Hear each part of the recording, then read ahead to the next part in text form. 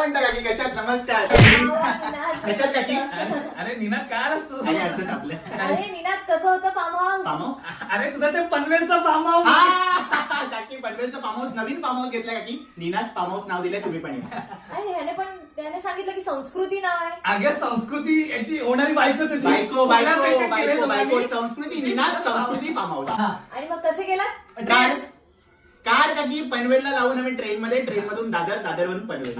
पण हा तर म्हणाला पुढे बाईकने गेला. बाईक पण सांगितली. हा, कार आम्ही विरारला लावली. विरार मधून मग आम्ही बाईकवरून दादरवरून पनवेल. आणि तू ट्रेनची गंमत सांग गंमत ना. राहिली ना ट्रेनची. बरोबर, ट्रेन मग आम्ही विरारवरून आम्ही कार पार्क केली. बाईक आम्ही ट्रेन मध्ये काकी अशी उभी केली माळढब्यात. ते मेट्रो मध्ये नवीन चालू झालं ना, असं उभं करायचं, चार्जिंगला लावायचं. काकी माळढब्यात सांग किती घाणेरडा वास तो बरं, ते मच्छीचा. राहू दे. मच्छी काकी तुमची तुमच्यासोबत- सुनई चांगली. आणि तुमच्यासोबत मुली होत्या का? मुली काकी मुली होत्या. मुली नव्हत्या होत्या ना मुली. कोणत्या? अरे आम्ही मुलींसारखंच तर वागतो. लिंबाम लावत होता. हा, पण अभिचे मोठे केस नाहीये काकी तुम्ही ते टेंकी झालेत ना, तो रील मध्ये करत असतो कॅरेक्टर. अपरिचित. पण ह्याच्या बॅगेत मला सिगरेट आणि लायटरचं पॅकेट सापडलं होतं. ते म्हणाला की तो तुझं आहे. काकी ते अभिच आहे. अभि फुकत असतो दिवस अभि, रात्र. त्याला सांगितलं किती वेळा? म्हणून तो लिप बाम लावतो काकी. काय समजलं त्याला मी?